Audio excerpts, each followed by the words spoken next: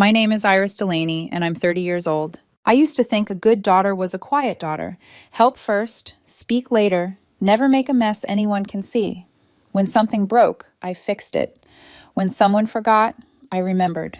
When money fell short, I bridged the gap and told myself that love was just another word for logistics. So when my parents' anniversary came up, I did what I always do. I built the night they wanted from the ground up. $9,200. That's the ledger line, not the story. The story is late calls with vendors, comparing quotes until my eyes blurred, and scrolling through my mother's saved Pinterest boards to find that white, high-peak tent she'd swooned over a year ago. I booked it. I found a caterer willing to create a menu around my father's fussy list of preferences. I hunted down a florist who could source blue orchids because Dad once mentioned his grandmother loved them. I flagged the weather patterns, confirmed amperage for the string lights, and put down deposits. My siblings did what they always do too. My sister texted, "Ugh, money's tight, mortgage and all." My brother said he'd see what he could do, which is Delaney family code for absolutely nothing. I didn't expect a parade. I expected a chair at the table. A week before the party, my phone buzzed with a text from my aunt. 10 words, no cushioning.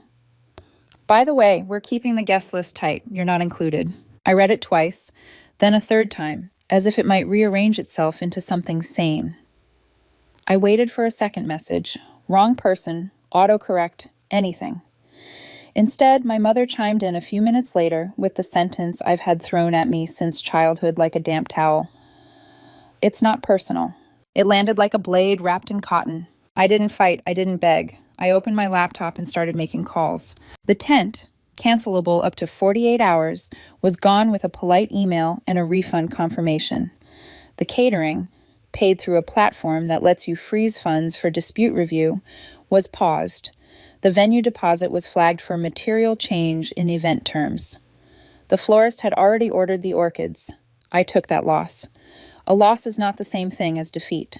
That night, Noah came over with takeout and a look that said he could feel the storm in the room without asking for thunder. He didn't tell me what to do. He didn't ask me to be nicer than what was fair. He just sat across from me while my fingers moved over a keyboard like I was disarming a bomb. The morning of the party, my phone rang 17 times. Dad, then Mom, then Aunt, then Dad again, looping like an alarm that thinks volume equals authority. On the 18th call, I answered. Dad didn't bother with hello. "Iris, what the hell did you do?" I looked at the clock, at the neat list in my notebook with every step and timestamp, and at the blue smear of orchid dye still on my thumb. "It's not personal," I said, and hung up. Silence arrived like a verdict. Not peace, clarity. I made coffee. I stood at the sink and let the mug warm my hands until I could feel my pulse settle.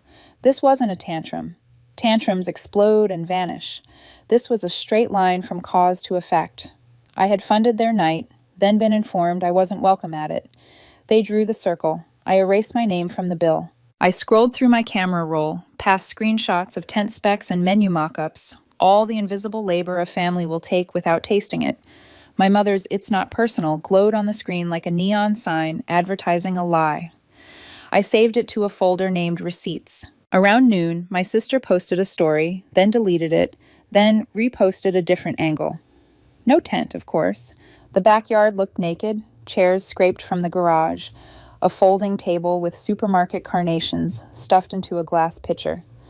Dad hovered in the background with his arms crossed, the expression of a man who spent years assuming other people would soften the world for him. My mother smiled in a photo with her sisters, puffy eyes, uneven liner, the brittle posture of someone trying to hold a party together with the thread of denial. I should have felt satisfaction. I felt accurate. By evening, the story had already begun to molt. No one called to apologize. No one said, "We messed up." Instead, a single text floated in from my mother. "Can we talk?" I set the phone face down on the table and turned to Noah, who was quietly fixing a stubborn lamp I'd been meaning to deal with for weeks. He looked up, reading me like weather. "I'm not going to fix it this time," I said. "The lamp?" he asked, mouth tipping. "The story," I said. He nodded. Then he switched off the lamp, crossed the room, and wrapped his arms around me without turning me into someone softer than I am. The next day, nothing. The day after, nothing. On the third day, my aunt sent a paragraph that started with, "I don't usually get involved in drama," a lie, and ended with, "I hope one day you grow out of this selfish phase." The word selfish rolled around my head like a coin. I thought about the $2,800 I'd covered for a roof repair last fall when Dad sighed too loudly at dinner, about birthdays I funded, gifts I sourced, software I installed, endless, "could you swing by?" favors that were really jobs. People who have lived on your labor will call your boundaries cruelty. That evening, I opened the folder, receipts, and took inventory of the story I would not be gaslit out of: the paid invoices for tent and catering and florist, the deposit flag confirmation, the text where I was cut out, the "it's not personal."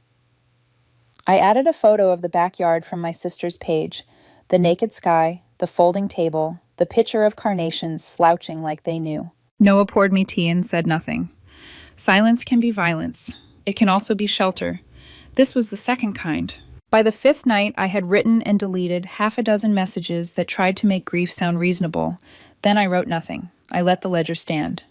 Here's what I didn't do. I didn't explain the emotional math to people who preferred the bill paid and the lights dimmed. Here's what I did do. I took my life off call. At 10:14 p.m., my mother's voicemail arrived with her best Sunday school voice. "We miss you.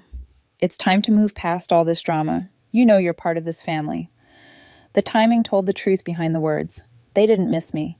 They missed the part of me that did their work for free. I put the phone back down. I picked up a pencil. I sketched a small bookshelf I wanted to build for the corner by the window, the one that gets the good light in the morning.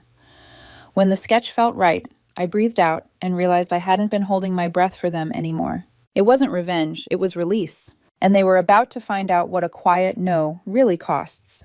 2 weeks of silence. That's all it took for my absence to become noticeable, not because they missed me, but because they missed what I did. In my family, silence was usually a tactic, a cold war wrapped in politeness. You'd give it a few days, someone would cave, an apology without the word sorry would be exchanged, and the cycle would resume. But this time, I didn't cave, and it didn't take long for the cracks to appear. The first message came from my brother.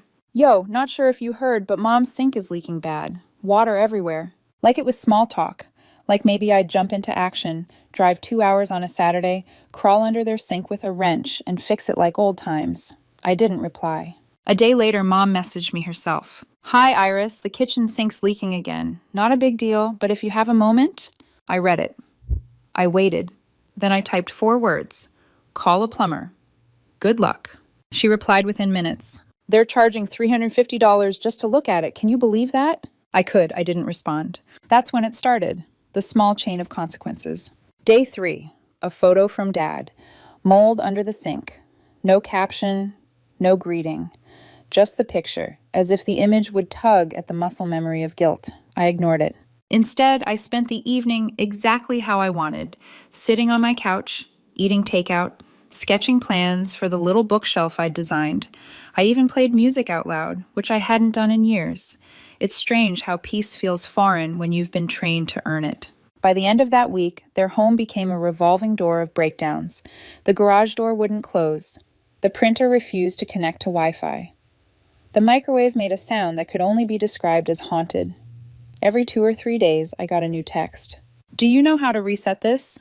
Still have that tool you used on the gutters?" Never, "I'm sorry." Never, "We were wrong. Just help me." For the first time, I didn't. And my life started expanding in the space they used to occupy. I joined a woodworking class at a local shop. The first time I held a chisel, I thought about all the years I'd used tools for other people's benefit.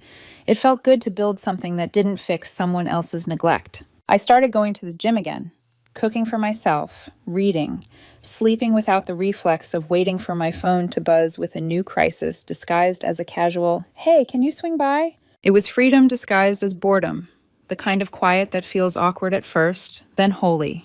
About 10 days in, I got a voicemail from Mom. Her tone was painfully soft, like she was reading from a script labeled Guilt Level 2. "We've let this go on long enough, Iris. We miss you. It's time to move past all that drama. You know you're part of this family." I played it twice. They didn't miss me. They missed the utility of me. The difference is enormous once you learn to hear it. Then, just when the air started to clear, the story shifted. A message popped up from my cousin Lydia, one of those relatives who never texts unless it's gossip disguised as concern. Hey, your sister said things got weird with you before the anniversary. Are you okay? I stared at it for a moment before replying. Define weird. A pause, then another text. She said you backed out last minute, that you never actually paid for anything, and they were worried about you. Something about stress. There it was. The rewrite. The narrative makeover. I wasn't the scapegoat anymore. I was the unstable one. I didn't argue. I sent Lydia screenshots. The catering invoice paid in full. The tent rental contract canceled within policy. The venue deposit flagged and refunded. The text from Mom. It's not personal. Lydia's reply was immediate. What the hell? They made it sound like you ghosted. I had no idea. Of course she didn't. That was the beauty of my family's storytelling. They'd turn betrayal into concern and still look like heroes by dessert. So I stopped correcting rumors one by one. I decided to end the whispering in a single stroke. That night, I created a group chat. I added my parents, my siblings, 2 cousins, and 1 uncle who always swore he didn't take sides. My message was short. Since there's been confusion, I figured it's best to share everything. Then I attached the receipts, every invoice, text, and timestamp, the story in full color, and then I muted the chat. I didn't stick around to watch the implosion. I turned off my phone, put on a hoodie, and went for a walk under streetlights that hummed like static. 2 days later, when I turned my phone back on, the storm had landed. 36 missed calls, 6 voicemails from Mom alternating between guilt and rage, 5 texts from my sister that went from denial to blame to, "You embarrassed us." Even my aunt chimed in. Was it really necessary to humiliate everyone like that? Not one apology, just anger that the truth had finally found its voice. I scrolled through every message, then I smiled, because that was the moment I realized I'd finally stopped needing them to understand me. I opened my computer and began dismantling the invisible network I'd built to keep their lives running. First, the tax software I used to file for them every year for free. Deleted their profiles, disabled autofill, removed stored documents. Then the HVAC plan I'd been paying for since their furnace failed 2 winters ago. Canceled. If they wanted coverage, they could set it up under their own name. Then I opened my budget planner, where I'd set up monthly transfers, little gifts that always turned into obligations. Groceries, bills, emergencies that weren't. I shut them all off, every single one. And then I sat back and exhaled, long and deep. It wasn't vengeance, it was inventory. The kind you take when you've spent too long keeping other people's shelves stocked. When Noah came home, he found me sitting on the floor, surrounded by receipts, my laptop open like an altar. He didn't ask what I was doing. He just said, "Finally?" I nodded. Finally. And for the first time, I realized something simple but revolutionary. I wasn't cutting them off. I was returning what never belonged to them. A month of silence. Not the kind that heals, the kind that listens for weakness. I knew the pattern. My family never stayed quiet because they'd changed. They stayed quiet because they were calculating their next move. They didn't apologize. They strategized. The first sign came in the form of an email from my dad. He almost never used email. His inbox was a graveyard of unread store promotions and password resets. The subject line read, "We need to talk." The body was short. "We're updating our estate planning documents and thought it'd be a good idea to have a conversation beforehand." That was it. No hi. No love, Dad. Just the financial equivalent of bait. I didn't bite. I deleted it without replying. That same weekend, a letter arrived. A real one. Thick paper, my father's slanted handwriting on the envelope. I opened it slowly, my chest tight with something between dread and curiosity. Inside were 2 pages of the closest thing to an apology I'd ever seen from him.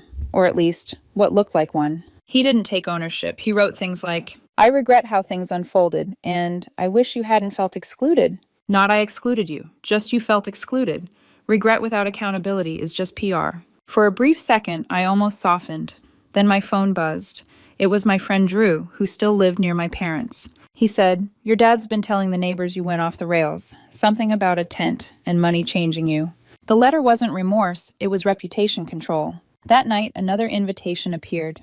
A group text from my sister. "Hey, we're having a small dinner. Just family. It's time to move on." Move on. A phrase that skips every step between harm and healing. I declined politely. 3 hours later, she called. I let it go to voicemail. Her voice sounded rehearsed, brittle.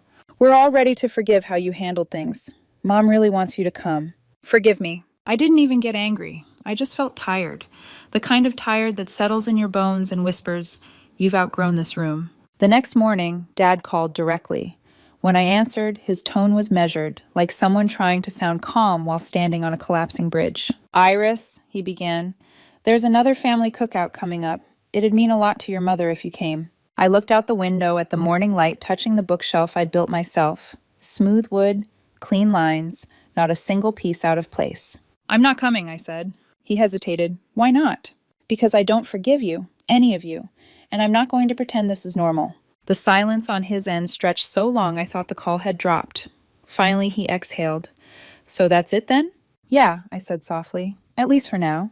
Then I hung up. No shouting, no drama, just a clean break. And for the first time, they had to sit in the quiet, the kind that can't be fixed with small talk or guilt. Weeks passed. Autumn crept in, slow and golden.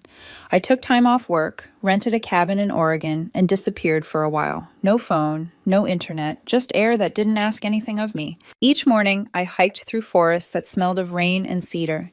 I cooked simple meals, read, built small shelves, listened to nothing but wind and my own heartbeat. It was strange how peace didn't feel like joy at first. It felt like withdrawal, like detoxing from years of being needed for all the wrong reasons. When I came back, I didn't expect anything to change, but for once, I was fine with that. Then, right as the leaves began to fall, my mother sent a message. Long, carefully worded. You could see the therapist's fingerprints all over it. "We've been thinking a lot about how things went. We realize we treated you unfairly. We'd like to apologize and reconnect." She didn't mention the party, or the lies, or the smear campaign. Just a vague, softened apology. Sorry for everything and nothing. 2 days later, Dad left a voicemail. He sounded older. "We want to make things right. We should have handled things better. I know I've said that before, but..." He trailed off. There was something in his voice that hadn't been there before. Not manipulation, not pride, just exhaustion. Maybe the house had finally gone too quiet. Maybe the sink, the garage, the printer, the life, all of it, had started to fall apart for real. I called Ray, the therapist I'd been seeing since this whole mess began, and asked what she thought. She said, "People don't always apologize to make amends. Sometimes they apologize because they can't stand the silence anymore. The question is, what do you need?" What I needed was closure, not reunion. Still, I agreed to meet them. Neutral ground. A diner halfway between our towns. The kind with chipped mugs and too bright lights that make truth harder to avoid. When I walked in, they were already seated in the corner booth. My mother looked smaller somehow, her hands folded like she was trying to hold herself together. My father looked the same, serious, tidy, pretending this was business as usual. He started first, a weak attempt at small talk. "How's work? Still doing your projects?" I nodded. "Good, quiet." He laughed once. "You always liked quiet." Then Mom reached across the table, her fingers trembling. "We're really sorry, Iris," she said. "For everything. We know we messed up." Her voice cracked on everything. For a second, I almost saw the mother I used to look for in her, the one who'd tuck my hair behind my ear when I cried. But ghosts don't come back as people. They come back as moments. I let the words sit there. Then I said, "Thank you. I needed to hear that. But I'm not ready to come back. And honestly, I don't know when I will be." Mom blinked, as if she hadn't prepared for that response. Dad leaned back, staring out the window. For the first time in my life, they didn't try to argue. I continued, calm and steady. "I don't hate you. I just don't want to live in a version of this family where love means debt. I spent years earning a place that should have been mine by birthright, and I'm done doing that." When the waitress came by, I paid for my coffee before either of them could reach for their wallets. As I stood, I said, "This isn't goodbye, but it's not a return either." And then I left. That night, I sat in my car outside my apartment, the streetlights painting my windshield gold. I realized something. I didn't need their validation anymore. The story had shifted, and I was finally the narrator, not the footnote. I wasn't angry. I wasn't vengeful, just done. I thought that diner meeting would be the last chapter. A quiet ending, a clean page. But life doesn't stop when you close the book. Sometimes the story keeps whispering, even after you walk away.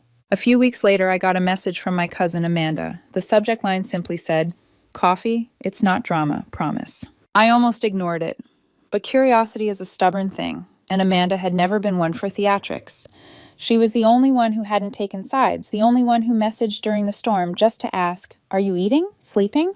We met at a small coffee shop halfway across town. She was already there, 2 mugs on the table, her hands wrapped around one like she was afraid it might run away. She didn't waste time. "Your mom's been going to therapy." I froze halfway through sitting down. "What?" Amanda nodded. "For real. Not performative, not church counseling, actual therapy." I didn't know what to say. Part of me wanted to laugh. Part of me wanted to cry.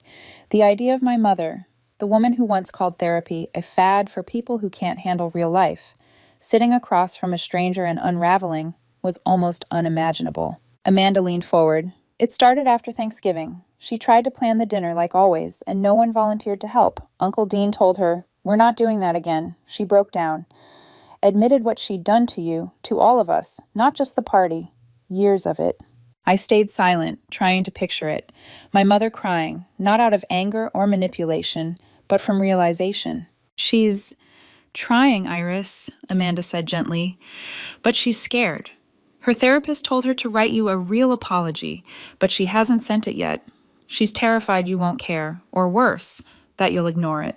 I exhaled, slow. Maybe that's what accountability feels like. Scary. Amanda hesitated, then reached into her bag and slid a folded sheet of paper across the table. "This is from your dad." My heart tripped. "He sent something?" She nodded. "He didn't want to mail it. Said if you wanted to read it, I'd be the one to give it to you." The paper was plain, no letterhead, no flourish. Just one sentence in his uneven handwriting. "I'm trying to learn how to be a dad." That was it. No apology, no defense, just that. It hit harder than I expected, because for the first time, he hadn't tried to win. He hadn't tried to twist guilt into leverage. He'd written like a man finally admitting he never really knew how to love right and was, at last, trying to learn. I didn't say much, just folded the paper back carefully and put it in my bag. Amanda reached across the table and touched my hand. "I think they're finally seeing you, Iris. Not the fixer, not the wallet. You." I smiled, but it was the kind of smile you give when your chest hurts from holding too much at once. "Seeing me is one thing, changing is another." She nodded. "Yeah, but maybe it's a start." That night, I went home and sat at my desk, the note beside me. I didn't read it again. I didn't need to. The words were already carved somewhere deep. For years, I'd begged for the bare minimum. Now, I was being offered a beginning that didn't require begging. 2 weeks later, I drove past my parents' house. I didn't stop. I didn't knock. I just parked at the end of the street. The lights were on. The TV flickered behind the curtains. It looked like any other night in any other family's home. Ordinary, unremarkable. But for once, I didn't feel like I was on the outside of it. I felt like I'd stepped into my own story. When I got home, I took out a clean sheet of paper and started writing. "You don't need to apologize again. What you do from here matters more. I'm not ready to come back, but I'm open to something new, something slower, something real. If that's what you want too, then we'll see." I didn't sign it love, Iris. I just signed it Iris. Because love isn't always what you say. Sometimes it's what you stop allowing. The next morning, I mailed it. No expectation, no closure, just release. And as I walked out of the post office into the crisp winter air, I realized something I'd been circling for months. The hardest part of healing isn't cutting people off. It's learning how to live when you finally stop bleeding for them. I breathed in, slow. For the first time, I didn't feel hollow. I felt whole.